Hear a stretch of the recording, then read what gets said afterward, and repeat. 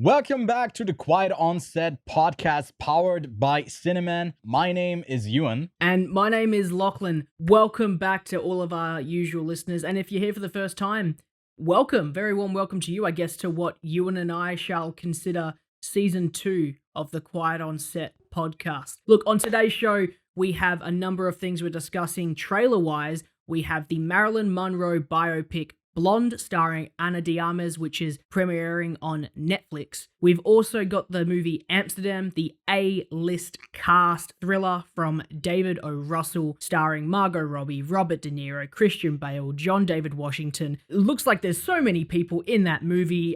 Ewan, what else have we got? We're also covering the trailer for The Woman King, starring Viola Davis and John Boyega in this really badass historical war drama. And then finally, we got a spoiler review for the new MCU film Thor: Love and Thunder later in today's show. So without any further ado, let's cue up the intro and get into this week's show. We are professionals. This is a professional podcast. Yeah. Breaking Bad and Better Call Saul.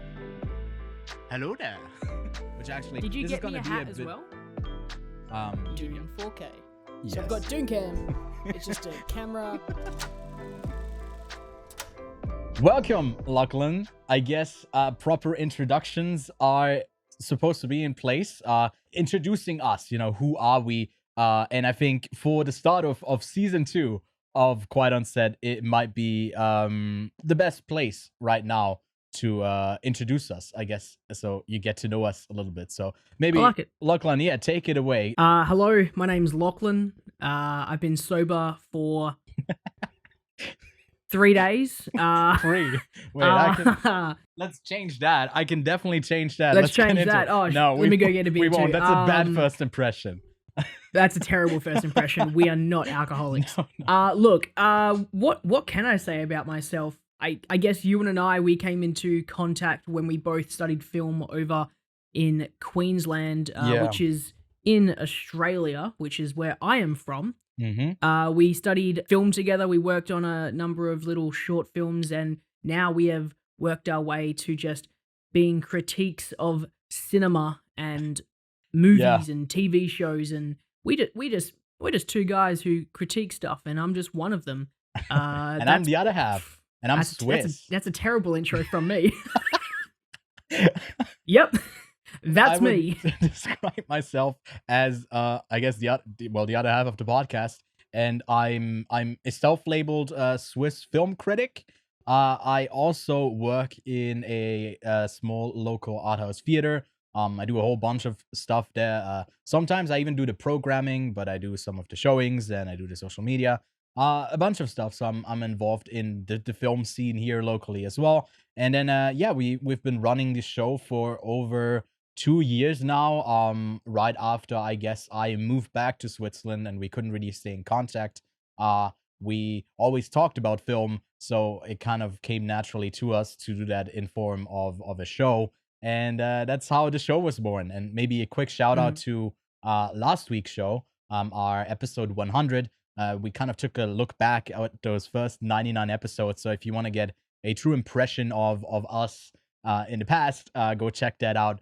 And then we also got to shout out something that's coming up later this week. We'll redo one of our earlier episodes about our favorite films of all time. That's, I guess, the perfect time to say, scroll down and maybe subscribe. Might be worth it. We'll have a lot of stuff coming on the feed. And I guess if you're over on Cineman, you'll see it on their page as well. And thanks so much for tuning in so far. And by the way, when Ewan says he works at an art house cinema, they just don't play MCU movies or anything from Disney. Everything else is included, but he just refuses to play Disney movies at that cinema. Yes, the only thing I'm doing in the programming is I'm not programming any films. I'm just making sure that no major studio is getting any films in there. It's just A24 films. That's all it is. It kind of is, if they even get distributed in Switzerland. But I think Lachlan, some time ago, has kind of set a goal for himself to portray me as this movie snob who hates the MCU, which isn't even true. Like, I like some of we'll get into it later on this week's show, but just so you know. facade. This is all fake. It is all a facade, and yeah. And we know that because you're the editor, and Yeah. anything I say can be edited out, and anything you say you can just re-edit when I'm not around. It always favors me in the edit, to be honest. But Lachlan, do we want to jump into this week's show? Oh, 100%. Let's get into it. So now that you kind of got to know us a little bit, at least a tiny little bit, we're no stranger to you anymore. So you wouldn't follow a stranger. So now we're not strangers anymore. Maybe scroll down and subscribe. We got the show weekly and also a bunch of reviews coming out throughout the week. So there's always new content from the Quiet on Set podcast. But let's waste no more time and jump into the news.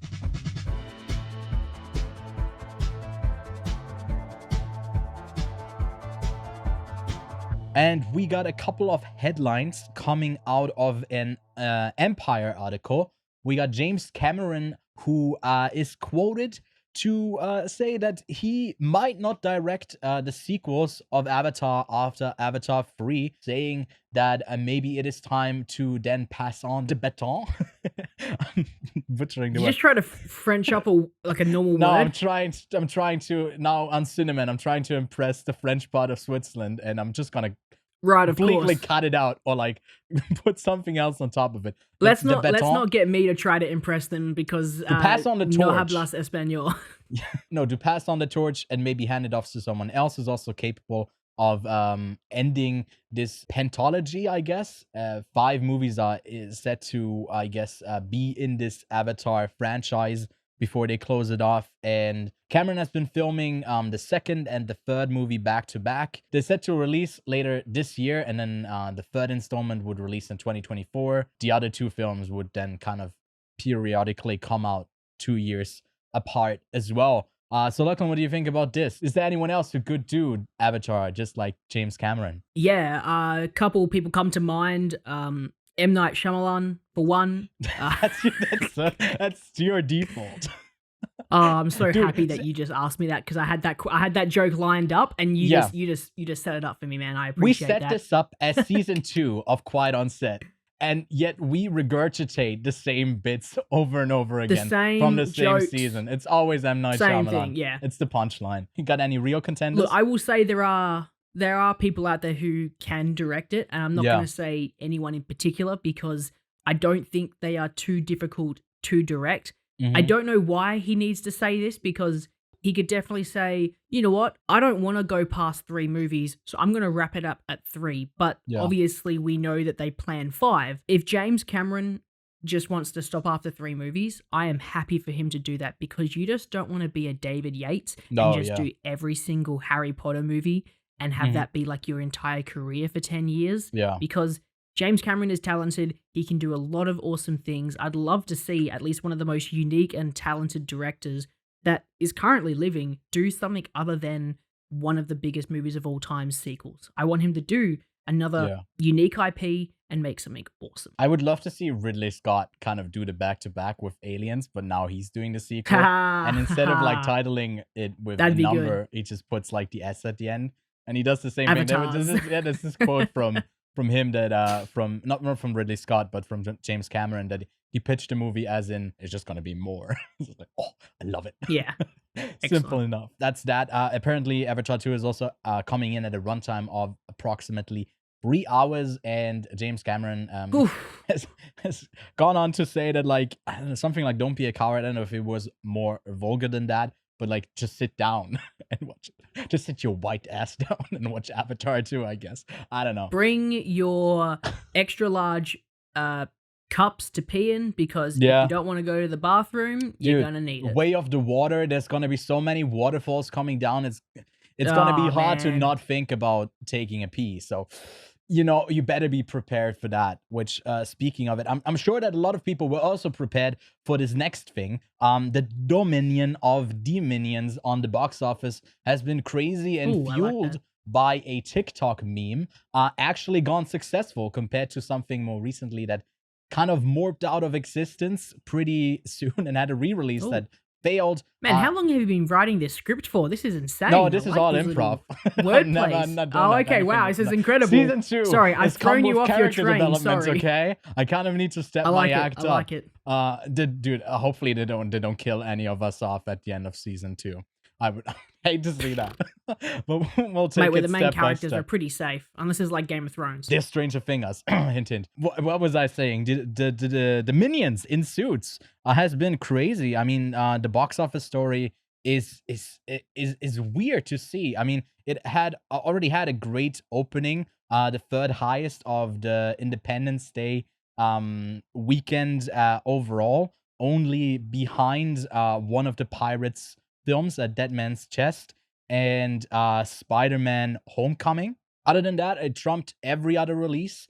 It's set to also be pretty much as successful as the first Minions film. That one is the most successful in the whole Despicable Me franchise. It grossed a total of $1.16 billion, and coming in on Friday, July 8th, today, the movie is already standing at a whopping $248 million after just being out for a bit more than a week now, I think. No, I guess 4th of July. Yeah, it's been not too long. Not much more than, I guess, a week to the day today, which is crazy. And I like to say this up front, like the meme, you know, I don't think it's funny. I saw a couple of memes on TikTok. I know you are profusely against ever visiting and even downloading that app, but I'm kind of on it just for research purposes, you know, to be up with the youth, although I do consider myself not to be too old myself, I guess.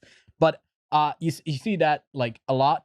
But then also, I was at a public screening yesterday to watch For Love and Thunder, and there were a bunch of people in suits ready to go there. I can say that the demographic is, like, from 14 to a max 18, who kind of think this is funny, and I guess more power to them supporting Illumination. But I still refuse to watch the Minions. I don't know about you, Lachlan. Are you gonna dress up and go see the Minions? First of all, I'm not totally against TikTok. Sure. I just don't need another social media. Right. And I can get plenty of the TikTok stuff I need just by seeing the memes online from this. Now I'm just I'm not familiar with the meme, unfortunately, right now. Now I'm pretty meme lord level, but I'm currently not with it. I'm assuming Dude, he's so old. The meme is just wearing a suit and going to go see the Minions movie. Yeah. That is very funny. I like that. So it's so I love simple. me a meme. Yeah. I love me a meme. I loved Morbius's memes. I love this has now gone from Morbius to Minions, and I also want to support anyone who wants to go and watch a movie in a cinema because they are they're getting money back into, I guess, an industry that has been failing over the past year. So good for a meme to do something good to an industry that was unfortunately going down. Yeah. As long as no harm is done to any of the other moviegoers. Nah, that's kind of the issue there. There were a lot of, like, people what's just the being issue? rowdy and whatever. So, like, there's a lot of complaints there. That's why I'm, like, also directly reluctant, because I mean, at an art house theater, we're not running the Minions. That's never going to show at our theater. But, like, having empathy for people who have to do that, I think that can be kind of annoying. And, like, you know, you don't really care for the admission price. It's not going to change anything for you per se. So it's just kind of annoying to deal with people who are rowdy. And the typical moviegoers that are, like, you know, teens is not really something that he's super depending on. They're not big spenders overall, I guess. But I mean, it's great to have them go to the theater, but it isn't sustainable. It's not because they want to see the film themselves, because, like, they're in on this big joke, and that's kind of why they do it. So, like, I saw, like, one or two things about it, and then it's kind of in circulation. Same with the Morbius thing. I thought it was, like, played out pretty quickly. But I guess the absurdity of, like, keeping it going is kind of, you know, there's a what is it, like, with radiation, like the halfway point or whatever. Half-Life? Yeah, the half-life of this meme is kind of, the further it goes, I guess, the funnier it gets again. But at the moment, I'm kind of at a stage where, like, okay, I've seen it now. It's not funny anymore. But also, I'm not a big fan of Illumination. I think they're really one of the laziest production studios. So dude, I'm not coming off as someone who's like, you try to portray me as this hateful guy who's like hating on a bunch of stuff and like only loves others. I'm not doing myself any favors here, but I don't know, that's kind of my stance. If like Top Gun hadn't done so well at the box office, and like other movies had done like not well, and this was the only movie this summer who did well, then I guess I would kind of be like, I guess more disappointed that that's the movie that's like big. But I don't really care. I mean, Minions are always gonna be Minions. They do super well at the worldwide box office anyway. So this was gonna be a success regardless. But both of us are gonna skip out on on suiting up and Well, actually, watching the I saw a Minions. minion the other day What kind of Minion? on my holiday. An actual minion. I mean, you gotta explain a bit. Like, So as a quick story, last weekend that I was away, Yeah. I went down south to a lovely little town in Western Australia called Dunsborough, and went on Dunsborough. basically a 2-day wine tour with a bunch of mates. Mm. And literally at the first stop, we got out and as we're walking to this cellar door, there is literally a minion in the garden. like I a thought it was gnome, a but sign it's that I a have- minion. No, like a proper minion. Like a big like figure thing of like a statue. Tiny little thing, like a minion. Yellow, Well, blue overalls. that's just the apocalypse. round. At some point, they just emerge from the ground. And I'm they all come taking out. it. I'm taking it as a sign that I have to go see the movie. So I shall be the Quiet on Set podcast correspondent, Yeah. going to go see the Minions movie. Are you gonna dress up in a suit as well? I probably won't dress up in a suit Yeah. because the only suit that I currently own is a red one, and I don't want to draw too much attention to myself because it'd be pretty embarrassing if I get called out by someone that knows me. That's fair enough, but I do that. If you snap a selfie in the theater watching Minions, definitely share that with us, and we might. Excellent. And you definitely need Excellent. to share your thoughts on the film because I'm gonna see what the latest screening at Sea Tonight is. Oh my god, I want to move on pretty soon, but there's also like we started the show and we were doing early on in 2020 a kind of upcoming movies thing, and we also already talked about the Minions because I believe this is the last movie from that whole cycle that got pushed back and was already done, set to release, but got pushed back because of the pandemic. And yeah, it's the final one that now got a release as well. And I've been dreading to watch this film, and I felt kind of an obligation because it would be one of the big movies to watch it. But now we got a full slate of movies, and we got other stuff to talk about, so I'm just skipping out on the Minions. One final news story is from the Duffer brothers, the directors behind Stranger Things, who just announced that they are that they have created their own production company called Upside Down Pictures, and one of their first series films, no, it's a film, is going to be another, probably gonna be Netflix produced Death Note adaptation. So Yikes. yikes. There's already one on Netflix, I think, from 2017. That one's one of the worst films I've ever seen. As like a really casual anime enjoyer, I think Death Note is probably the entry drug to anime. And like, people who don't really watch anime will probably say, yo, Death Note's my favorite. Which, funnily enough, is probably also something I would say. But yeah, it's just disappointing. I wouldn't say that. I would say One Punch Man's my favorite, but I'll move on from that. Oh We'll move yeah, on. That was that's a quick another comment. good entry one. That's a really simple one to get in. He's a man who punches people and they die after one punch. Hey, I'm a man who likes to get watch people get punched, so yeah. that's a terrible thing to say, actually. I mean, you got the look down. We didn't address it yet, but you got a haircut since last week. Oh And yeah, you do shaved look my like head. someone who would enjoy someone getting punched and watching Yeah, that. I look like someone who you wouldn't want to meet now that I've got a shaved head in the middle of the night. So I'm not really excited for yet another Death Note film adaptation. I also don't think that the Duffer brothers are like particularly good at adapting something. They just done like one very specific thing. So to me, I'm super reluctant to go into this because I think like Death Note is just something that doesn't need to be adapted. But yeah, what do you think about this, Lachlan? I think it depends how much money they're gonna have, because if season 4 is anything to go off of, I Yeah, find that season 4 of Stranger Things, now that I have fully finished it, is the best season of Stranger Things they Yeah. have actually put out. Now, it is completely different to what the original season 1 was, and whether that was like this is their final form of Stranger Things. This is what they wanted Stranger Things to be, and obviously they didn't have the budget to do that, which season 1, sure. But if they have enough money for this Death Note live action and Willem Dafoe comes back, because I will always say that is the best casting choice out of the entire thing of that original Death Note movie. If they have enough time, enough money, and Willem Dafoe to make this film, then or series, whatever it's going to end up being, then I'm excited, because I do think they're quite talented. I think they could probably do a decent job. Yeah. And, you know, how could it be worse? That's what I'm going to say. How can it be worse? The bar is so incredibly low. It's so fucking low. The bar is so incredibly low. I don't think they could fuck that up too much. There's a very small chance that it will be worse. Yeah. But guess what?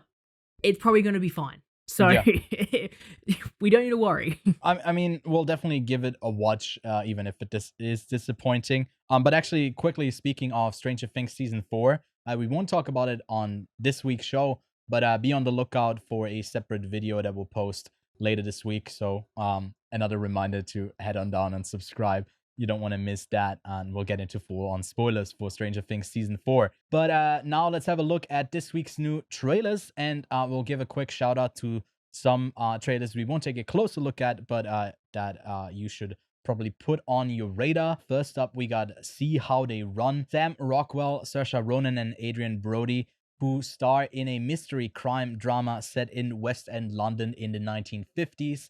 As they get caught up in a whodunit murder story that releases in September this year. Then we got the Rebecca Hall-led horror thriller Resurrection that premiered earlier this year at Sundance, and it's getting a release on July 29th on Shudder. And I've heard it's something to keep on your radar. I haven't had a chance yet to see it myself, but I hear it's a great film. And then finally, Clerks is getting the trilogy treatment, and its third installment, again directed by Kevin Smith. I personally just kind of land outside the Clerks generation. I never grew up with it. I've never seen one of the Clerks film. Lachlan, I think you also didn't see that, but that's coming out on September 13th this year, so go give that a watch. All the mentioned trailers and the trailers coming up are linked below in the description and the show notes as well. Let's talk about Blonde, the new Netflix film starring Ana de Armas,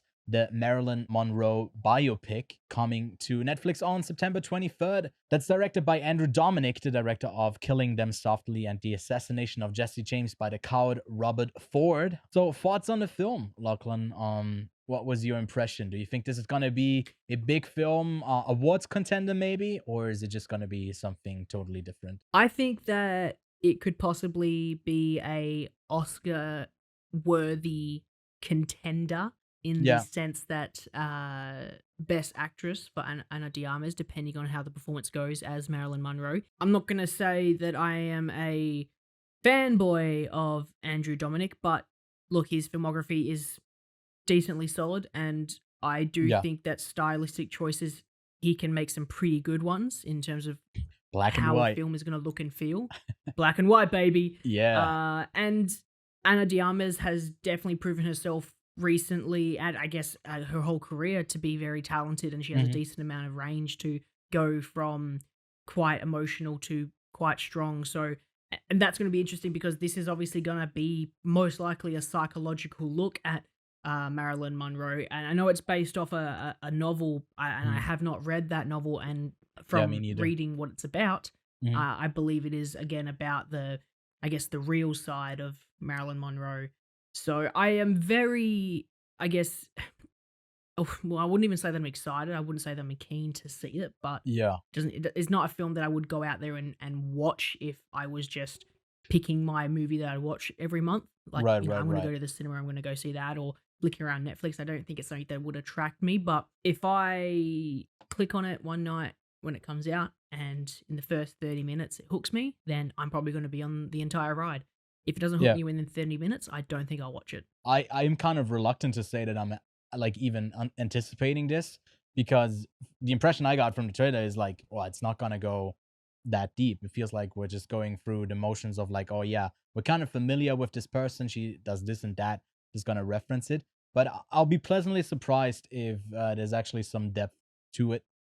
But yeah. You know, I would have said the same thing if it wasn't for the last shot where she Right. is almost crying and to the Yeah. point that she puts on a fake smile. To me, that totally shows that it's going to be a psychological look at her life I from a guess, more yeah, serious standpoint. there's a And good look, hint to and the that, reason I said if it doesn't hook me in 30 minutes, it's literally going to be the performance or not. If Yeah. Ana de Armas can't hook me, similar to I guess how Rami Malek didn't fully hook me in Bohemian Rhapsody, Mhm. then I probably want to watch the whole thing. Yeah. Okay, I said I wouldn't probably watch it after the first 30 minutes if it doesn't hook me, but it's slowly but surely creeping up in the back of my mind that I kind of want to watch it.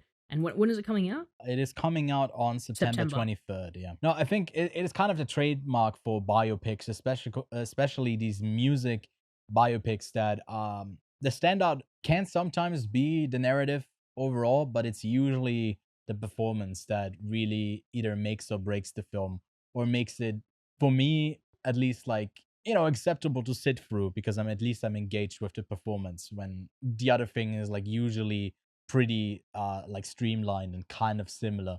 I'm always down to be surprised, especially if we get a hint of like stylization that goes further than just like, this is a whole life and we got to go through it step by step.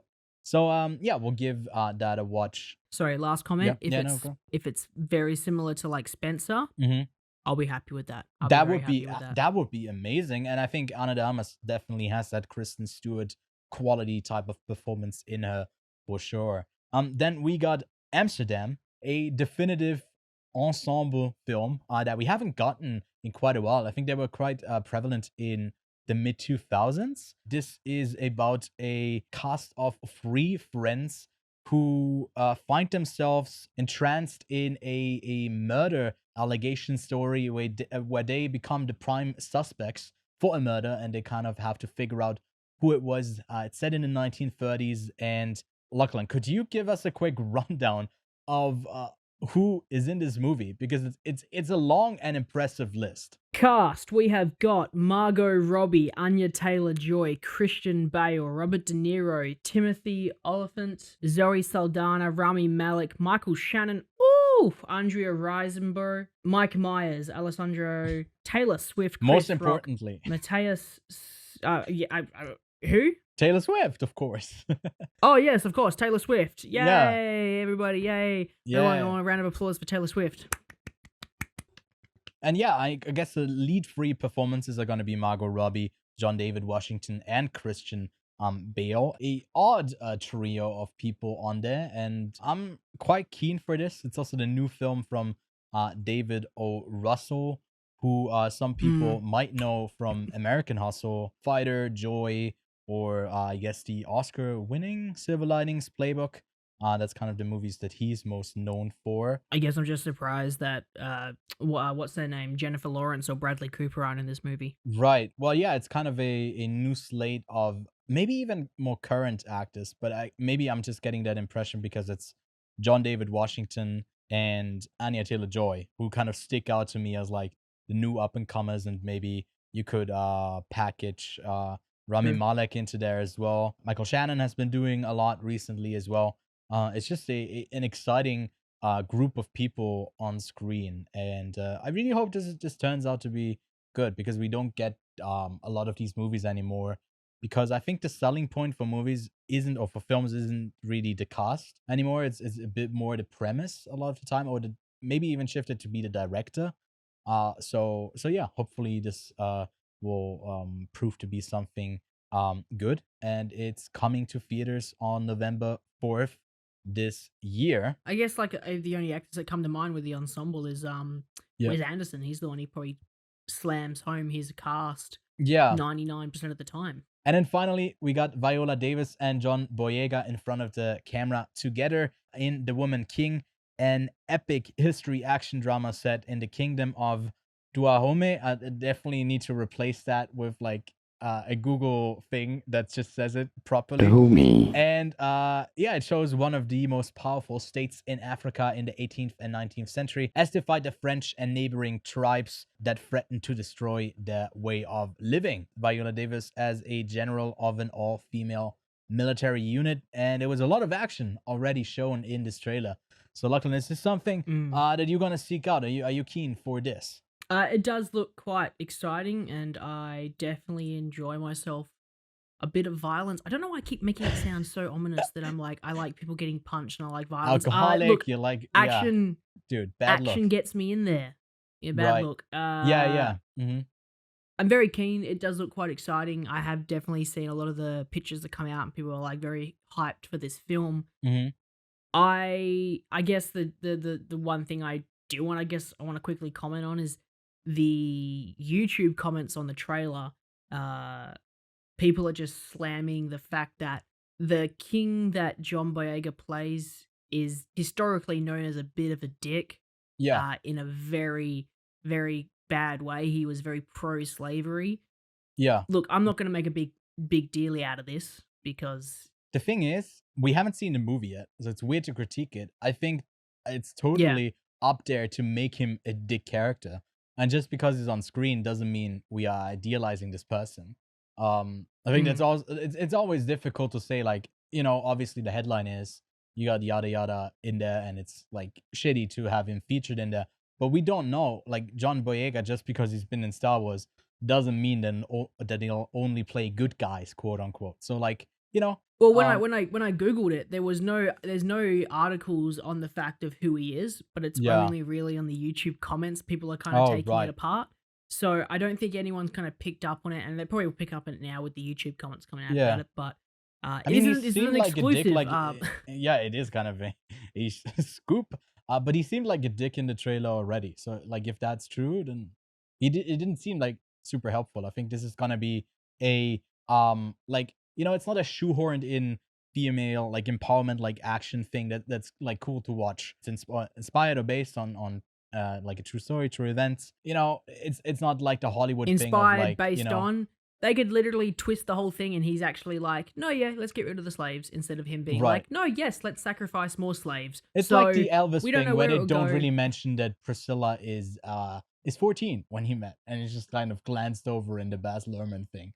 It's like, rubs me the wrong way. I hope that's not the case, because, like, that's one of the, like, more controversial things coming out of Elvis. But yeah, hopefully they'll do the proper stuff. I don't know. I'd have to read up on it more than just YouTube comments, I guess. We'll probably do that before we review the film. And The Women King is set to come out on September 16th this year. But Lachlan, let's wrap it up with the trailers and talk about what we've been watching this week.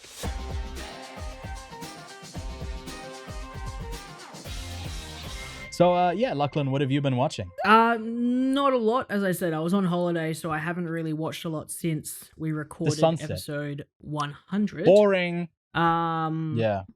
Boring. You touch grass. Cringe. I guess the two things that I have been watching, and I guess I'm going to watch once we wrap up recording tonight, is the season finale of The Boys that came out today. We record on Friday, and I watched so far every episode each week, and I've definitely been enjoying it. Incredible opening to the season, and hopefully they'll go out with a bang as well. Yeah. I guess the other thing I've been watching, I just wanted something to pass the time a little bit, is the Terminal List on Amazon Prime, which is the Chris Pratt, Tom Clancy-esque. I am a sucker for, and I realized this when I was watching the Terminal List, because I wouldn't say it's the best TV show ever, but any kind of government conspiracy, American government conspiracy thing, I absolutely love. So I'm talking the Tom Clancy Ghost Recon games. Not even though they're mostly not like that, but I love the Tom Clancy stuff, and that also merges over to Jack Ryan on Amazon Prime, which I really enjoyed those 2 seasons. I really hope they do another one. The Tom Clancy's Without Remorse, Ewan. I think you told me to watch that one. I did, and I think you were remorseful after watching that, right? Because I don't know why I sat through that. It was a very painful. Actually, I think I watched that while building my sit-stand desk. Because I was watching it and I thought, I'm going to watch this first Yeah. Yeah, I was like, I'm gonna watch this, and then when I was watching, I was like, this is terrible. I'm gonna put this on in the background Yeah. while I actually do something productive, which was build a desk. So, and that was more exciting than the film. So, Yeah. yeah, I'm a sucker for this kind of thing. So far, I wouldn't say this show is blowing me away, but I'm probably just gonna sit through it and finish it off now because I want to know who done it. I want to know the conspiracy around it. But other than that, that's pretty much all I have been watching, except for this What? little Oh, doozy that you can't see because I've got a different camera angle Yeah, for yeah. you. But I'm pretending to already got- see it, but I guess. I got the Northman on 4K, huh? 4K. Yeah. That is, it is absolutely hot. There's your 4K disc. There's your Yeah. Blu-ray disc. 2 discs. In terms of what I've got on here to chew through, there is deleted and extra scenes. I've got the co-writer / director Robert Eggers commentary. Ooh, Yeah. like this is mighty fine, don't I say? So this is a 4K that I picked up, and it's gonna sit on this, which is now the temporary Dune cam spot. Yeah. Because Dune cam. Ewan's just gonna cut. I want you to cut to this, and I just want you to zoom in, even though it's quite shitty. It's gonna look terrible because it's literally right on the bottom corner. It should it's just standing animate like your on- face on top of his face, and the whole time it's just him talking that Like, really crappy looking this- thing. This is on top of a phone holder that grips onto a PS5 controller. That is my stand that I've got, and it was falling back, so I've got it gripped onto Yeah. a book. Actually, I've actually got it standing on my steelbook of Dune and my steelbook of That's such a the Dune Batman. cam And there was no vibe. steelbook of, man, look at this. This is hot. Welcome to the Quiet on Set podcast. This is what we call we do Dune professional stuff. cam. Yeah. This is the Northman. Yeah, what have you been watching, by the way? Just as exciting as you, because I watched the Disney Plus original Sneakerella, which is Cinderella, Wow, but with sneakers. you're terrible. I sat through that, and I kind of was surprised how entertained I was, just because they break out into song in these like super auto-tuned song. It's a musical, and it would be the perfect drunkcast film, and I might even suggest that, put that up in the raffle. By the way, if you don't know at all what a drunkcast is, go check out our feed on Spotify. There's a bunch of free episodes now as of episode 100. There used to be a Patreon show that we do. Now it's all free on Spotify for you to enjoy, where we watch a movie with a drinking game, get drunk, talk about the film. That's basically it. And I think this is just perfect for a drinking game because it's so ridiculous, but I kind of found it also very funny. But something I can wholeheartedly shout out is the first season of The Bear, which is an FX show over on Hulu. They released the whole season of that show, and it is incredible. It's about a chef who made it big and now has to kind of move back because of the passing of his brother, who had a sandwich shop in Chicago, and he goes to run that sandwich shop. I don't think we get a lot enough kitchen drama stories apart from, I guess, when Chef Ramsay just screams at people, calls them an idiot sandwich. But this was super engaging, also incredibly well shot, super well paced. I think it's one of the best new shows I've seen in a while, so go give that a watch if you can. And then finally, I attended 2 nights ago now the open air here in my hometown. I guess I'm kind of slightly doxing myself, but it's fine. It's not that small of a town, but I think it's one of the biggest hip hop festivals here, at least in Europe, and it's open air Frauenfeld. And I watched Tyler the Creator, and I'm just like now making sure it was sick. Great performance by him. Also saw Megan Thee Stallion, amazing. Great crowd work or whatever. But I think I should just before this goes on too long, for the people who wear this as part of their identity for the entirety of a summer, just making sure that no, I'm not at the festival anymore. It's okay. It's okay to cut them off. It's okay. So it was great, but it's done now. Just as a PA, I guess. Yeah, there's also something else that both of us that we finished, but then episode 100 kind of happened, and it's kind of already passed. So we won't spend too much time on it. But we haven't had time to talk about it yet, so I kind of want to get your thoughts on the limited or the first season of Obi Wan Kenobi. What did you think about this season as a whole? I guess as a whole, I will say that it is good, Mhm. but it is not great. Yeah. Which is unfortunate because I think everybody was really hoping that this would be the Disney Plus show that takes over how good The Mandalorian is. Because The Mandalorian is so far Yeah. the best Disney Plus show on the platform. And that's with all the Disney Plus originals and also Marvel, or I guess I should say Star Wars originals and Marvel originals combined, that so far The Mandalorian, the one that's the most successful and basically the original. But have you seen High School Musical, the series yet? No, I have not seen High School Musical, the series yet, unfortunately. And I guess I can't... Surprisingly enough, I have. Oh, okay. And would you say it is better than The Mandalorian?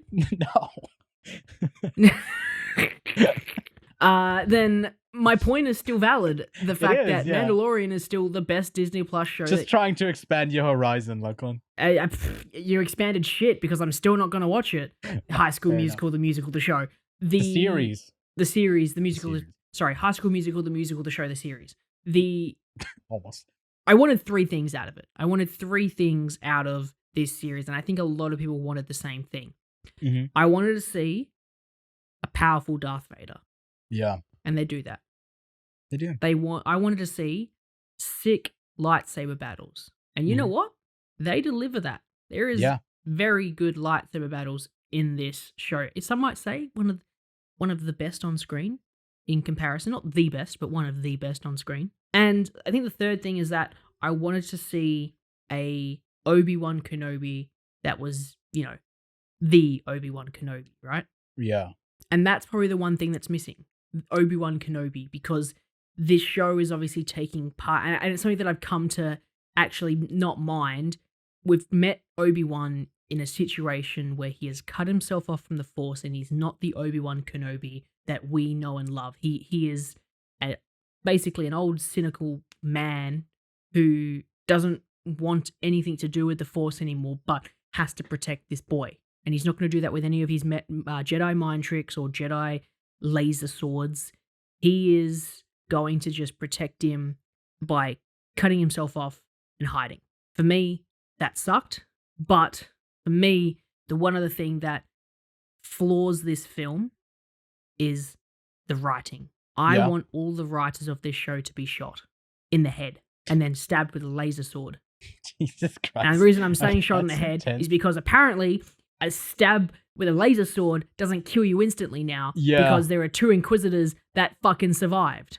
There's an issue with, I guess, the continuity of what a lightsaber can do in terms of damage, because if 2 Inquisitors survive a laser to the chest, crazy. How is Qui-Gon Jinn dead? Right. Someone tell me that. Maybe he's not. So, for me, Yeah. the foundation of this show, the writing, is the biggest issue. And it's the same thing that's wrong with Hawkeye, Falcon Winter Soldier, Book of Boba Fett.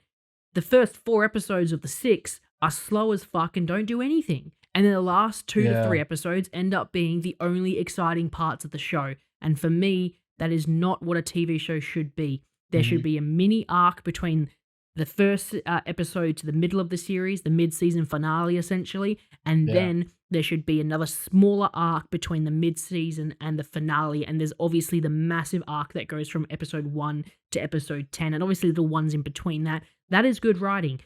For the past, I don't know how long Disney Plus has been out for, but probably 2 years, and everything besides The Mandalorian, even Book of Boba Fett is known for basically doing, here's the first 3 episodes of Book of Boba Fett, and here's Mandalorian now sprinkled into it. And the same with Hawkeye. Hawkeye's like, we're setting this all stuff up, and then the setup is now these last 2 episodes. It's just the initial part of this show is too boring to get into, and that's unfortunate, because the best parts of this show are at the end, and it's literally Darth Vader going psycho, Darth Vader and Obi-Wan dueling it. I hate Leia. That's I wasn't a fan. Yeah, no, I would definitely tag on to that. I think that it also becomes a circle jerk that's just kind of going all around and around of references towards the end that just are like post-credit scenes in the series, which feel really weird.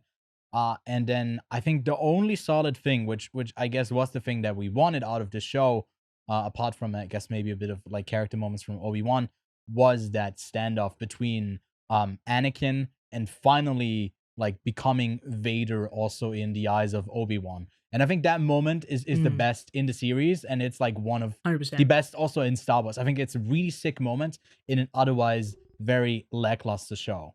Like that's visually lackluster. Apart from a few standout moments, I think you can kind of cut some slack to Star Wars for having like cheesy bad writing, because they always kind of had that.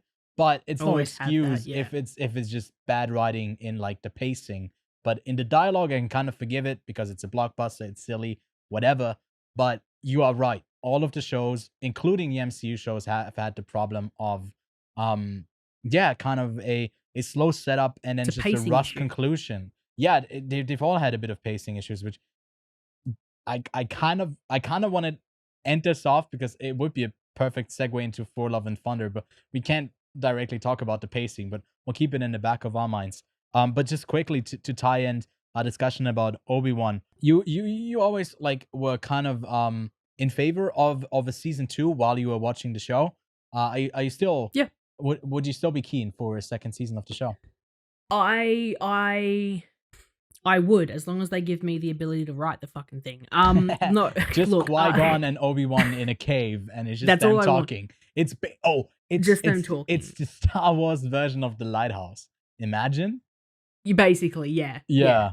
Darth Maul is the mermaid. The reason I would like a season 2 is that I currently, because of Obi-Wan, I got into watching the Clone Wars series, and I've started watching that, and there's some awesome media in that between Anakin and Obi-Wan, and that's adding so much more. The reason I guess I dislike the first part of this season is that they're trying to reintroduce these characters that everyone who's watching this show already knows, and everyone knows the relationship between Anakin and Obi-Wan, and they're trying to reset this up. They don't necessarily need to do that. They can cut out all of Luke and Leia. Like, have Luke in it, because obviously that's why he's on Tatooine. Yeah. And then leave. And then let it be a chase between Darth and Obi-Wan. That's all I was wanting, right? That's all that needed to be done, because they could have told the same story, but with way more emotion. Because, as you said, the best part about this entire season is the emotional impact right at the end, where it's the fight where in Obi-Wan Kenobi's eyes, Anakin is no longer Anakin, it is Darth. But Lachlan, we need the backstory why Uncle Owen is limping. We need the backstory. Shut up, Kevin Feige. We don't need the backstory. Here's what we need to do. Oh, sorry, Kevin Feige doesn't do Star Wars. Who is it? Kathleen Kennedy. That's her name. Yeah. Kathleen Kennedy. We don't need your fucking backstory for Obi-Wan and Darth Vader. So here's what's going to happen in season 2, okay? Here's what's happening in season 2. Give me a pitch. We open back up on Palpatine and Darth is obviously like, he means nothing to me anymore, and then switches off his transmitter. And then what he does is he gets into a ship, turns off the location beacon, and then flies, and he hunts down Obi-Wan. And Obi-Wan is then informed by an insider saying, hey, look, Darth Vader has gone missing. So now that Obi-Wan is connected back with the Force, and, Darth Vader is connected with the Force, he knows where he is. So Obi-Wan must use his tricks to essentially outsmart Darth Vader's hunt, and once again put him down in his place. But again, halfway through the season, he's caught. There's a massive fight. Because come on, you can't tell me that scene where, Obi-Wan lifts up all those rocks, that Darth wasn't incredibly humiliated. So what Darth Vader does is he just uses the Force. He just destroys him with rocks and the Force, and doesn't even use his blade, because Darth is, again, a very strong Force wielder, and he is just going to try to humiliate Obi-Wan. And essentially, that's all you need to do. Season 2 is just them risking their lives to protect the rest of the universe, or at least try to destroy the rest of the universe like Darth's trying to do, and just make it about them and make it about their relationship. That's all it needs to be. We don't need Princess Leia. We don't need anyone else in this story. Like Uncle Owen, it's cool to have him come back, but it's not necessary for him to come back. So Mm. look, you know what? Do whatever you want. But I want a season 2. You want a season 2? I'm fine with this being a one-off thing. I think they kind of ticked all the boxes of what they initially wanted to do, and this was supposed to be a film before Han Solo. The Solo film kind of tanked, and I think they kind of got what they probably would have done, something similar, you know. And I think no, were they planning to do a Obi Wan trilogy, which actually would completely go against my point. I'm just gonna redact whatever I just said, and let's move on. Wait, what are they doing? No, I think initially before like Solo flopped, I think they were kind of in the beginning stages of maybe thinking about doing an Obi-Wan trilogy, whole trilogy That'd be dedicated to dope. the story. But I'd that, pay like to that see was that. that was done since Okay. 2017, 18, and then they kind of moved on to Okay. I guess now do this. And I mean they could still continue the story in season 2. But let's wrap it up. I think overall, if you're a Star Wars fan, you've already seen it. If you're not, then it's really not something that you have to catch up on if you're not that much into Star Wars. So let's get to Thor, Love and Thunder. After his retirement is interrupted by Gore the God Butcher, a galactic killer who seeks the extinction of gods, Thor enlists the help of King Valkyrie, Korg, and his ex-girlfriend Jane Foster, who now inexplicably wields Mjolnir as the Mighty Thor. Together, they embark upon a harrowing cosmic adventure to uncover the mystery of the God Butcher's vengeance and stop him before it's too late. So that's Thor, Love and Thunder, the 29th film in the MCU, directed by Taika Waititi, who did the previous installment in the franchise for Ragnarok. Widely seen, I'd say, as some of that franchise's best work yet. Now, the question is, I guess that is on everyone's mind, does Love and Thunder live up to that standard? We'll get into that later on in our spoiler discussion. But we got a bunch of returning characters coming back for this. Someone who wasn't in for Ragnarok, Jane Foster returns. Natalie Portman is back to the franchise. Tessa Thompson as King Valkyrie makes a return as well. And then we got Korg and, of course, Chris Hemsworth as the God of Thunder himself. New among the cast, we got Christian Bale as Gore, the God Butcher, and Russell Crowe as Zeus. So before we jump into our spoiler-filled discussion, and we still have the people on here that are yet to consider if they should give this movie a skip or a watch. I'm simply gonna say this. If you've liked pretty much everything in the MCU on a similar level, I think you'd definitely be served more of the same with this film. And if you didn't mind the movies that kind of were in between Avengers and Avengers 2, those kind of filler films in between stuff where you're kind of building to something else, but there's not much meat in the actual story itself, I think you'll have a good time with Thor, Love and Thunder.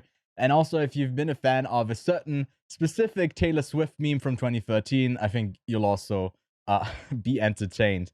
Wait, what? But I think Can you wait, what?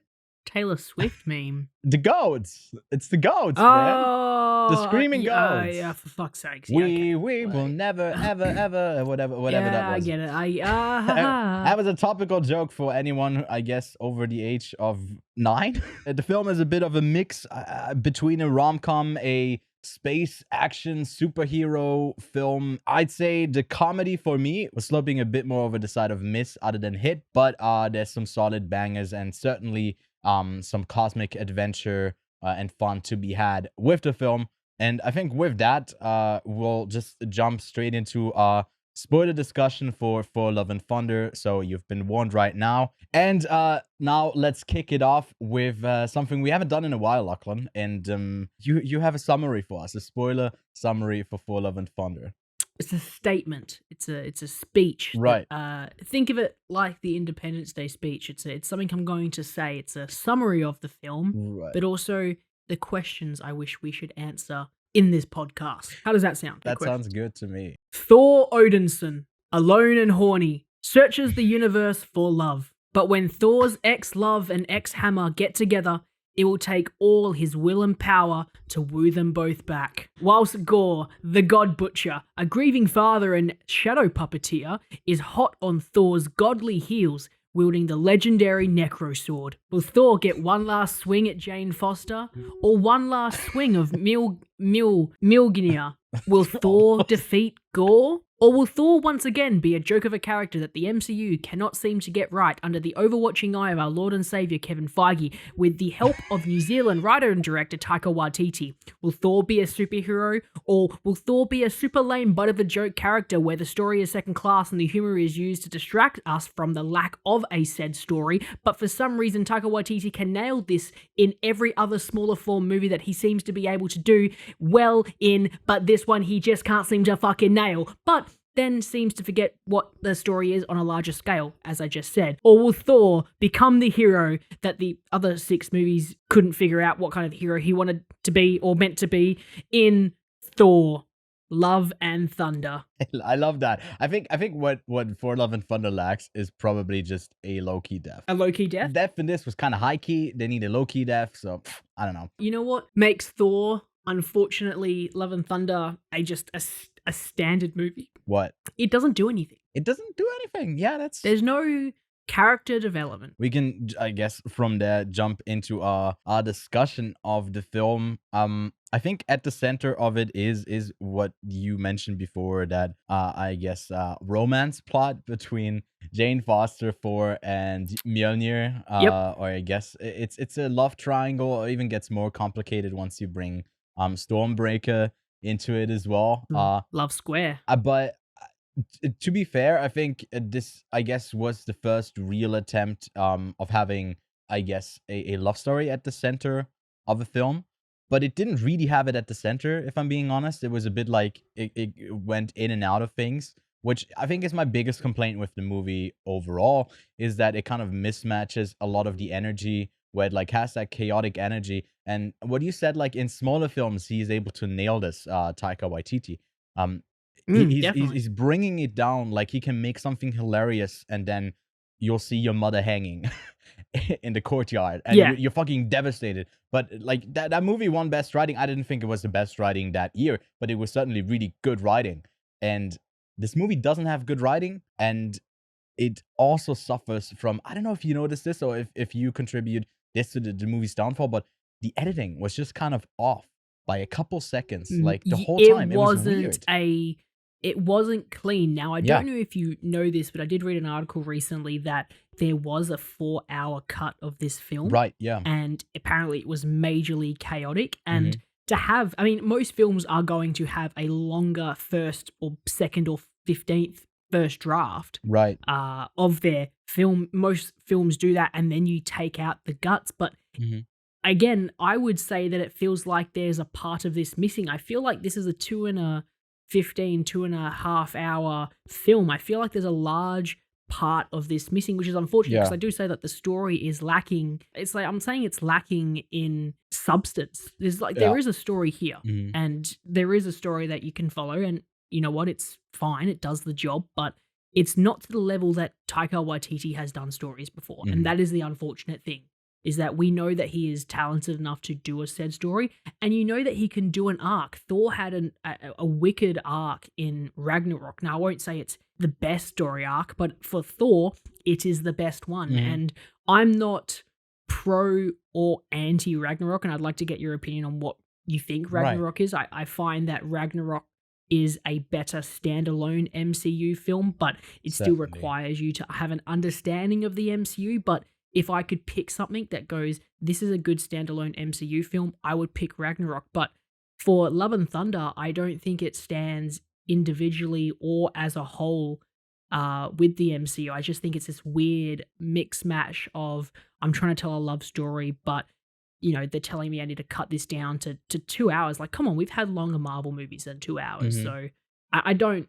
Yeah, so what's your opinion on Ragnarok, first of all, as an understanding of Taika Waititi's MCU? I think for me, I don't know, I don't have my list in front of me, but for me, like, Guardians is my probably favorite MCU film, followed closely either in second or third place by Thor Ragnarok, because I think that movie really nails the comedic timing for a lot of it. And it is super entertaining, and I saw some early reviews come out that mentioned, it's if you liked Thor Ragnarok, you probably enjoyed this. And yes, it's the same director, you can feel the same style, but it certainly isn't. Well, it's also kind of the same jokes or similar type-ish jokes that are very like the trademark for the MCU. And I don't know, my biggest gripe with it is also Jane Foster's character, which just kind of goes in and out of it. And if you have a love story at the core, then make the two people, like, obviously that would be the stereotype of like that early mid 2000s rom-com, where it's just like, I guess, here the guy chasing after the girl, and we don't really get to know her. She's just kind of idealized for him. And like, okay, that's enough, I guess, for us to like root for the guy. But we have a backstory for these people, and then you actually need to do something, especially if you put in, like, give her more stuff to do. And the whole thing is just like, well, I guess there's a backstory in the comics where she becomes the Mighty Thor, and like that is tied to her getting cancer. So they're just doing that storyline, but I think it doesn't make sense in the movie they put out to have that storyline in there, because like they don't go there. And what I'll definitely say is, when the credits rolled, I thought, this is disappointing, because I think there's a solid movie in here. They just didn't get it. Oh no, 100%. No, I agree. I had a very similar thought at the end. For me, most of the jokes, I would say I found the humor in them, but I would still say it went onto the side that it was missing. Yeah. I would agree with your statement. The jokes do miss. Mm-hmm. For me, I found a lot of the visual humor was a bit more successful than the written stuff, which is what Taika is pretty good at as well. And I just felt that the writing side of it, which we would obviously put down to, there is a bit of a writing issue with this one. I would find that made up a little bit for the lack of a story and the lack of the humor, that just the visual stuff was quite entertaining to watch. The visual side of Taika Waititi is, especially with these MCU stuff, is extremely good. Agreed, especially no in the what, opening, even you know? if it is a bad... Like that, Oh, those 100%. opening moments were almost like comic book-esque, like the top-down shots of like the armies moving in. That stuff was sick. But yeah. Excellent. But then you just find that the rest of the film doesn't have anything going for it. You kind of just seem like you're walking through this story. So is it a mixture of bad writing and a bad edit, or is it this film was a bit rushed? Because I remember noting that the first trailer only came out a few months ago. There didn't seem to be a lot of post-production time. It seemed to kind of be they were editing this thing for the longest time, and then a trailer came out, and then maybe one more, and then the film released. There wasn't a whole lot of time. You know, Lachlan, they just recently teased the Goat Simulator 3, and you can't wait too long until you include like big goats, screaming big goats in your movie. So they were kind of, their hands were tied. They had to release it soon. But I definitely agree. So I think there's a possibility that this was rushed out, that this was a rushed production. I don't know why. I think I've read somewhere there's like, I also read some, I think in the last year, like in the last like 365 days, we've gotten so, I don't know the exact number. I'll put it into the edit in the video if I figure it out, but I think it was like 7 Marvel movies that we got in the last year. Or like 6. I don't know. It's just a big number. Big number for maybe they're making up for the time that we missed out, like the whole year after Endgame. They're like, missing out for the blip that was the COVID, the pandemic. So yeah, I would say that it feels like it's quite rushed. I would feel that the love story is very empty, and I feel like a lot of the verbal humor doesn't hit, but a lot of the visual stuff very much does. So I've visited a couple of positive and negatives here. I want to get your opinion on gore, because I have, again, a very weird thing where I absolutely love this villain, and I think it's, one, a good enough backstory for me to be engaged with it, especially since you basically get the whole rundown. I also felt like this is just a excellent performance for the majority of the part, but then sometimes it gets a bit too weird.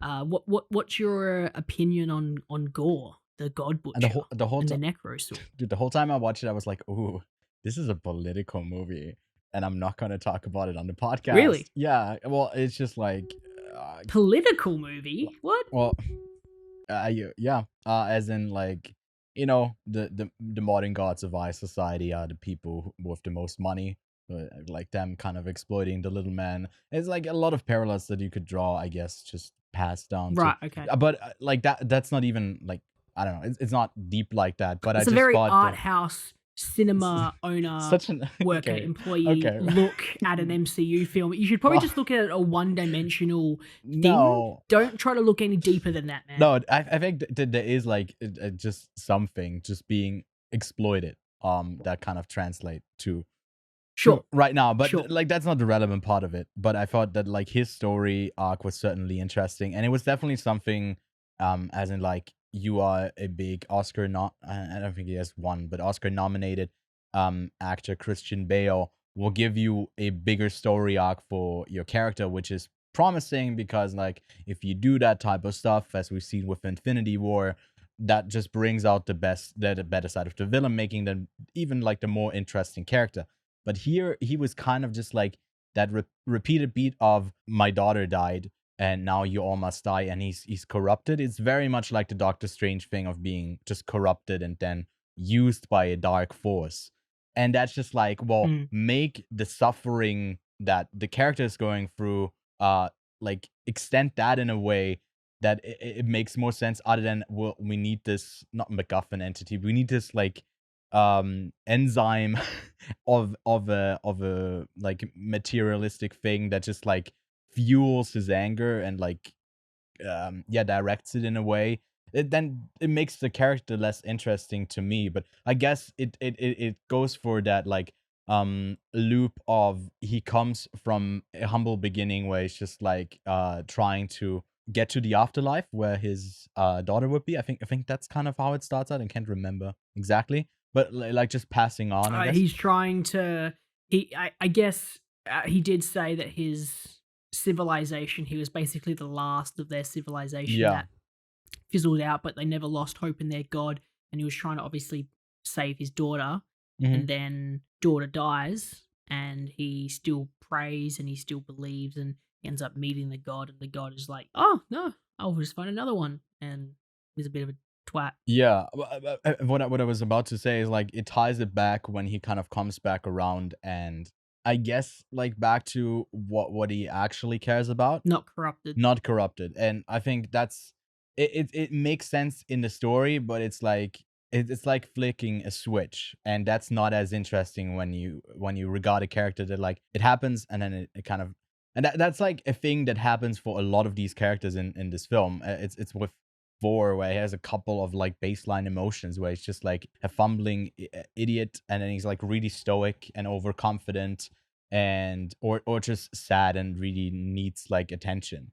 And those are like his three states, and it's not really a character arc. It's like he's like a toy that goes through like certain emotional bits, and it's just like it's a bit boring. It certainly could be more interesting. You could tie that into a neat character narrative, but they don't really do it. But I guess he killed Zeus. Yeah, well, no, he didn't kill Zeus. Well, I really. guess he didn't kill Zeus. Yeah, spoilers of If the spoil- I upon guess the spoilers spoilers. to anyone who what- didn't stay around to the back. I think the performance was overall, it was probably one of the more engaging performances out of most of the actors and actresses throughout, except for Zeus, which the entire time I was like, this is Certainly a choice. It's a choice. It's certainly a choice. It's a choice. I'll wait for some Greek reviewers to share their thoughts on it. Yeah, I really enjoyed Gore. I'm a big Christian Bale fan. Also, he's not just Oscar nominated; he's Oscar Is winning he? actor. For the fighter? Yes, for the fighter. Right, Exactly, okay. 2011. Gore, I find very, very much a good villain in a world where, especially Ragnarok's villain was quite underutilized and mediocre, and at most, which is unfortunate because you got Kate Blanchett and she can act very, very well. Underusing her was a bit of a misstep by Taika. This time around, he's definitely stepped up the ball, but is he focused too much on Gore and not focused enough on everything else? Because you can really just let these guys do their thing and they can act. I guess Chris Hemsworth is a bit of an odd one because most of the stuff he does outside of Thor doesn't seem to land very well. Yeah. I think a lot of people realize that with the most recent Spiderhead movie on Netflix, that people were like, he's not really the best at acting now, is he? So God. Well, this is not me having a go at Chris No, Hemsworth. I was by the about way. to It's just say, that well, he definitely found his niche yeah. for acting. I mean, to like keep on the train of hating on Chris's, I think that Chris Pratt, like, I think they were kind of because Thor left with the Guardians, they kind of had to dedicate like a certain like minute amount of screen time to having him with the Guardians, although it had nothing to do Yep. with the story. Chris No, Pratt is nothing. just so bad. He's just so bad. I don't know. I don't know why he's so big anymore. He was great in Parks and Rec. Since then, I haven't been like the biggest fan. Although like Guardians is my favorite MCU film, so True. I'm super hypocritical. Again, he's found his niche. He has found his niche. Yeah. Look, True. I will say that Gore is good. Probably one of the best performances in this. Yeah. Oh yeah, that's a given. Just because story. Christian Bale. Yeah. Well, I think that the like inclusion of Sif, that character was that was in the first two films. It was so funny because her scene, the way she acted and they acted, was like they were still in like the first or second Thor film. The way that she talked, it was so out of like, I don't know, not right for this movie. It was so weird because I thought they were going for like a joke, and sometimes I felt like, okay, if this is self-aware enough, it's building up to be like poking fun at itself, not taking it serious. But then it was like those moments were then serious, and in some moments where I thought like, you don't need a joke right now, we get another joke. So it didn't match my energy of what I thought was funny and entertaining. I found, and I guess there's another thing to point out, other than the I guess the balance between humor and seriousness, or at least that it would either go too quickly between the two, or it would too heavily focus on one for a decent amount of time. So yeah, it just didn't seem, and again, I would again put it down to an editing issue where it just feels like they didn't know exactly when to go back to the joke, and that could again come down to the writing of the scene. But you can again edit the scene to kind of work once again. It just feels too mix match of humor to tell story for too long. Oh, we've told too much story, quickly throw in a joke. Oh, we're doing too many jokes, quickly do some exposition. It just doesn't feel like a natural movie, and that's unfortunate because I didn't think Ragnarok had any of those things. I just didn't vibe with Ragnarok as an MCU film. I just found it, it's a good standalone. It's a good film. It's fun. I just didn't vibe with it myself, and it's unfortunate because I do like Taika Waititi's films. I do enjoy Hunt for the Wilder People. I love Boy, the Jojo Rabbit. I enjoyed as well. What We Do in the I Shadows. do like his films. Yeah. What We Do in the Shadows is an excellent example of just humor, but still being able to tell a story. Exactly. He can do just humor. He can do a story with humor. Jojo Rabbit as an example, Boy for example, and we know that he can do a great relationship. Boy is a great example with his father, and also I guess Hunt for the Wilder People is a great example. So we know he can do all these things, but he just can't seem to do it for Thor. And I guess maybe it's not Taika. Maybe it's just Thor the character. That no one can just get Thor right. Yeah, it's a difficult thing because like you got a character that is kind of questioning the choices that the like gods in power have, and them being benevolent to common people. But then it's not self-aware enough to see that Thor is literally like doesn't really care for his people, and it's just like, okay, we need you right now, and it doesn't really matter that they've just like been halved and been quartered. They just die and die and die and die. And like it's kind of similar to what Gore is actually like, you know, fueling his anger. And Thor is that in a way as well. Just because he's framed in a Marvel movie doesn't mean that like those things that he doesn't really care about or think about aren't like part of his responsibility as well. So it's like if you put up that narrative of like gods are kind of dicks, and you can't be self-aware enough that, well, maybe we are not just so cookie cutter all the time. Well, they say shit a bunch of times, which was crazy. Then I don't know. It was just like you're trying to do a story, but you're not really committing to the story. Why don't you do the story that you set out to do? If you just want a villain that's corrupted by something, and it's always dead kids. I've noticed it's always dead or non-existent kid. It was with Wanda. It's also with Gore. I don't know what will be next. What's the next Marvel movie that's coming up? Black Panther is the next What one. is the next I think one? it is Black Panther. Oh, exciting. Will be another interesting choice because they obviously don't have Chadwick anymore. So yeah. I honestly don't know where they are building towards. They got the Secret Invasion show. Well, I definitely know what they're building towards with like Heimdall's kid. Was like, we're definitely building towards the Young Avengers. I've been watching Miss Marvel. I'll talk about that on next week's show when that series wraps. But yeah, it's definitely building towards something, but it doesn't really build to something exciting, I'd say, for now at least. Oh no, we're wrong. I think She-Hulk comes out first, which is That's a series though. Oh, okay, sorry, movie. Yeah, and then the next one would probably be like one of the Guardians films sometime soon. And they just also announced they found a director for the fourth Captain America film, probably the Falcon. Or I guess now he's not. He's also just Captain America. I guess he is. Come just on, man, Captain get America. it right. Sorry, I'm dead naming superheroes. But yeah, no, I think there's a certain specific moments that I guess should be highlighted and big ones. I guess the return of the cameo fest, that is like the reenactment of certain scenes, which I thought was a very odd choice to show the destruction of Mjolnir. But I guess it was to preface or like to introduce just the showcase of Mjolnir there. So I guess it was kind of a setup. Didn't really make sense, I think, in the town to, I guess, show that moment of Odin dying. And like they could have done something else, like the battle. I know, I guess it's just Ragnarok falling and half of them dying, which I guess isn't a happy memory. But it's for the tourists, Pretty upsetting. Man. But yeah, we get a couple of new faces. There's Luke Hemsworth in there, and of course Matt Damon makes a return. And we get Melissa McCarthy. I swear they were in Ragnarok, weren't they? I swear they also did Ragnarok. They did, yeah. Both of them did. So those are returning characters. Can't wait for them to, in I don't know, 2032 to be like the last stand of Earth's Ragnarok.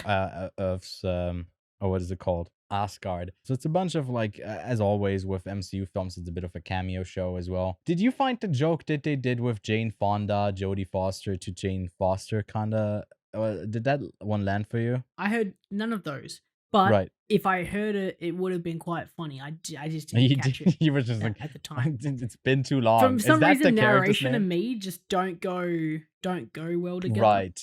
I was just like, oh, someone's narrating. I'm just gonna stare at the screen and just pretend to not hear their voice.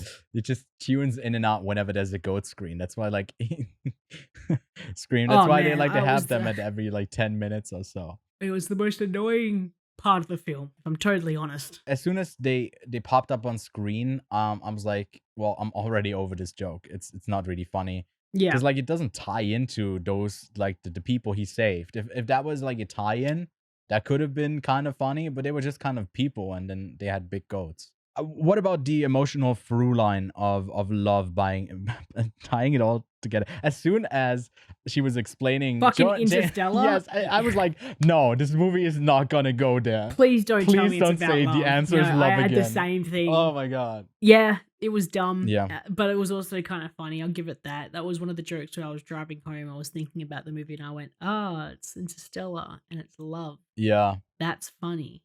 But also stupid because I hate when Interstellar's like, it's all about love. That's what holds the universe together. I'm like, shut up.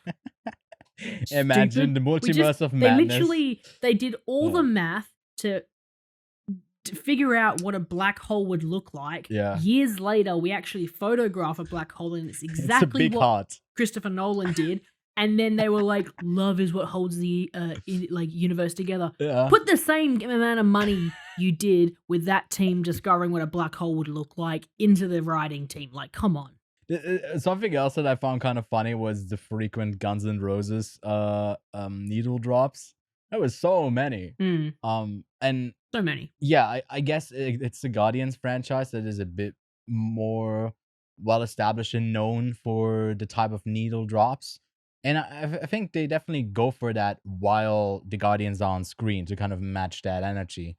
And I think it's definitely a different kind of music, though. It's not rock. And I think out of all the stuff they discovered, Thor's soundtrack is rock and roll, no matter what. I think it works the best with his attitude, and I think it's great. Where Guardians definitely have this a bit more chill, and then they can have a bit of rock in there, but most of the time it is just these classic bops.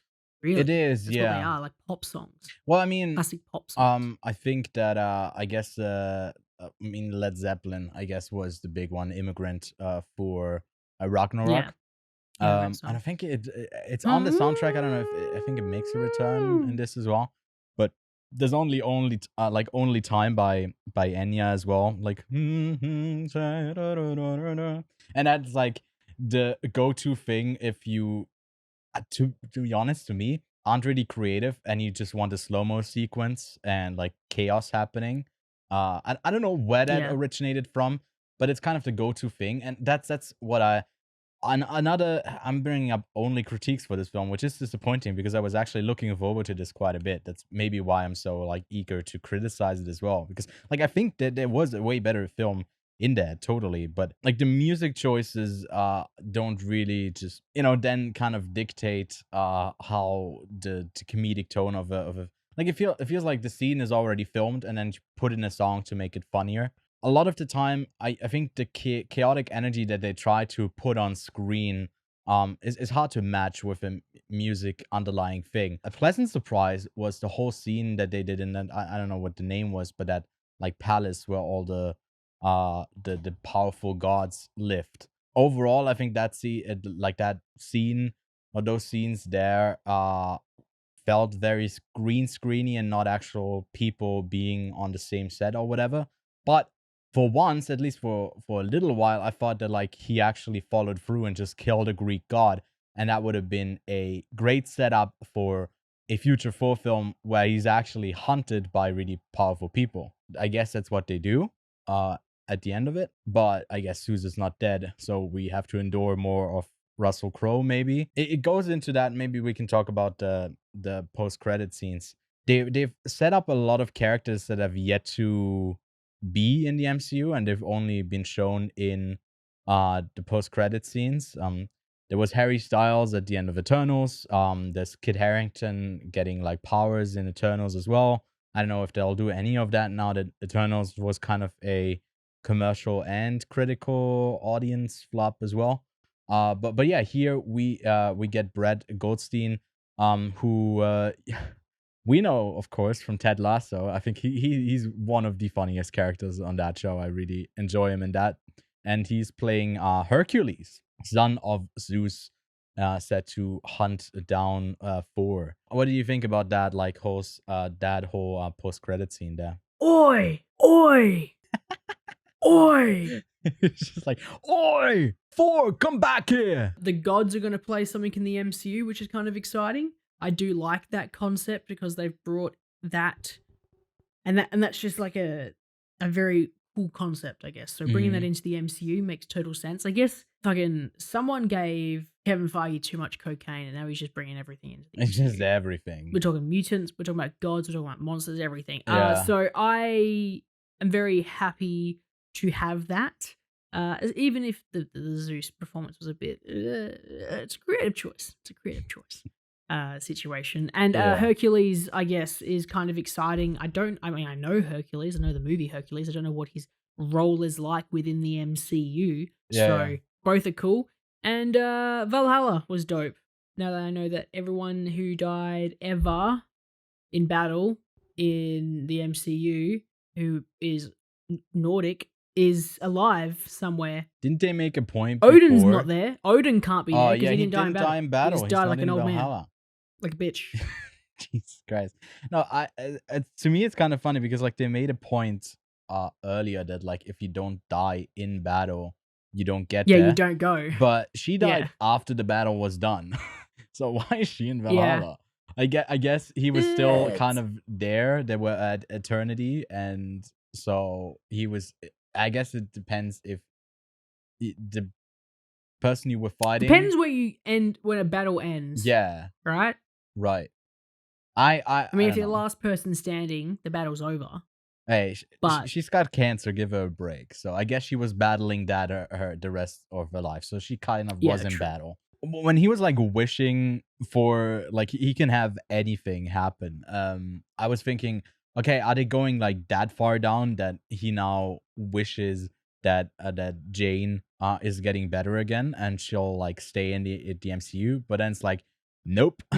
Especially for Natalie Portman, I think she didn't want to be in these 4 movies anymore, and I think they made a strong enough point for her to return that she can kind of do a certain bit, and then she dies, oh, and money. people only Yep. die in these movies when they actually, I think, don't want to be in them, and Probably. that's why I guess that's like, that's why she dies and actually dies, because Cork doesn't die.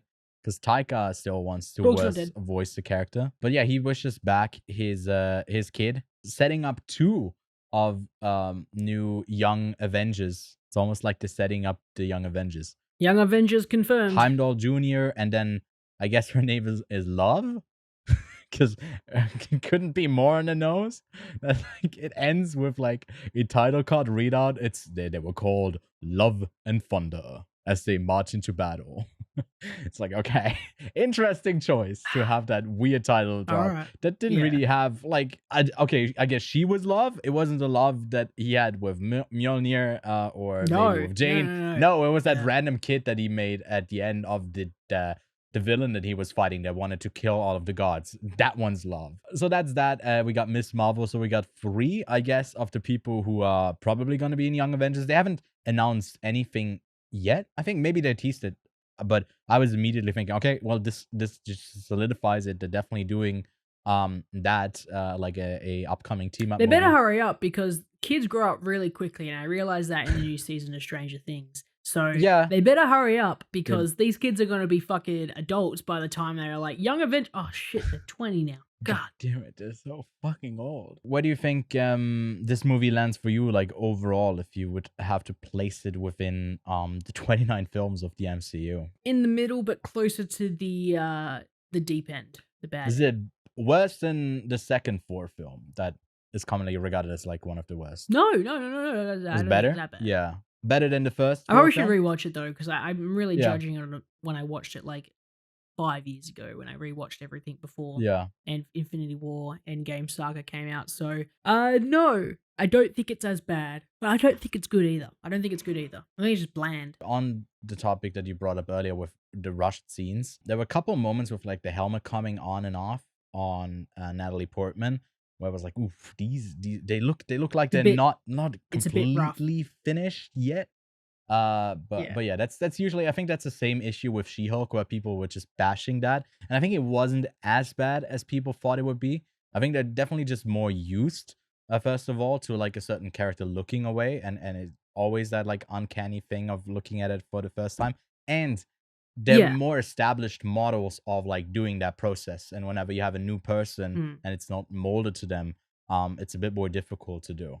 But yeah, I mean, they're not getting any more of the Mighty Thor, unfortunately. But there was also just a case where they're walking through, just quickly on the helmet thing. There was a situation where they were walking through that Temple of the Gods thing, and halfway through the conversation, the mask like morphs on, and it's like there's no reason for the mask to come on, and it looks really bad here. Yeah. And then it seems to cut, and it seems to become really good. So either they had a mask in one scene, they've gone back and shot this other one, but they didn't have the mask there. So they decided to CG it on, and halfway through the conversation, because I can tell you for a fact right now, that is where I noticed the CG was rough, because it was the tracking, it kind of seemed to hover on the face, and the tracking just wasn't perfect or something, because it's like us shooting in VR, man. We have to trace it back on. That's why we speak on this, because we are super familiar with how difficult it is to like, we're industry recreate a professionals here. Usually we don't have any mistakes as we talk, and we know how every effect is done. Yes, we know them all. We know how to write a script. The lasso tool. We know how to shoot a movie. Lighting, camera, acting. It's easy. Well, you told me a while ago that I'm better behind the camera than in front of it, which is actually That is a very Actually, if you don't know the true context, fact. could be a compliment, Yes. but in that context, it definitely wasn't. But yeah, I can't even remember the situation, but I do remember me telling you that. I was pretending to cry and asking people to subscribe and leave a like, which I guess I haven't done in a while, so I guess do that right now. And I'll Nice. even take it without Lachlan insulting me. I'll get that shout out. But where do you arrive at as a rating for Love and Thunder? I will give this film a 2.5 out of 5. I think that's a very solid rating. I was kind of in between there as well. I think for me it's a 2 out of 5. More leaning towards a 2.5 than a 1.5. But yeah, overall for me also on the bottom tier of the MCU. But yeah, that wraps it up for our review for Love and Thunder. Are you going to see the film, or have you already seen it? Let us know in the comments below. What's on the horizon releasing this week? If you're out in theaters, you might catch a screening of The Gray Man on a limited run on July 15th before it releases on Netflix the coming week on July 22nd. We also got Where the Crawdads Sing and Paws of Fury, The Legend of the Hank in the US out for all the Swiss people tuning in from Cineman for the first time. Those two movies come out, Where the Crawdads Sing on August 18th, Paws of Fury, if you were curious, on July 28th. Lachlan, do you have a pick of the week? I've got two. Obviously, should be available, hopefully everywhere, because I have the 4K and Australia gets everything 6 years late. Yeah. Northman in 4K. I would highly recommend everybody to go ahead and watch this. Mhm. It is very good. Very And good. I guess the other thing I'm going to shout out is, since the sequel got a release date today, God of War, the video game, Ragnarok, got a release date finally, and I believe it was November. But don't November. quote me Oh, on that that's one. soon. If you have not played the original, it is one of the best, I guess, storytelling video games of all. If you love 1917, Yeah. you will love God of War. It is spectacular in every kind of way. So, I can't wait for The Rock to play Kratos, so I'm super keen. and Kevin Hart to play Atreides. Is that the kid? Atreides is Dune. Oh, okay. I was about Speaking to say, of, yeah, Dune. I would also recommend everybody to This is just your Steelbook watch showcase Dune. now. Dune, my Steelbook of Dune. Is this my Steelbook of Dune? I didn't even notice. Oh, The 4K copy Dune of Dune. cam. Look It's at almost that. like a camera of Wow. Dune. That's crazy. Look at that. Yeah. It's incredible. Is that Timothy Chalamet standing on a sand dune in the box? Wow, it's incredible. Is there anything behind the discs that I've never noticed before?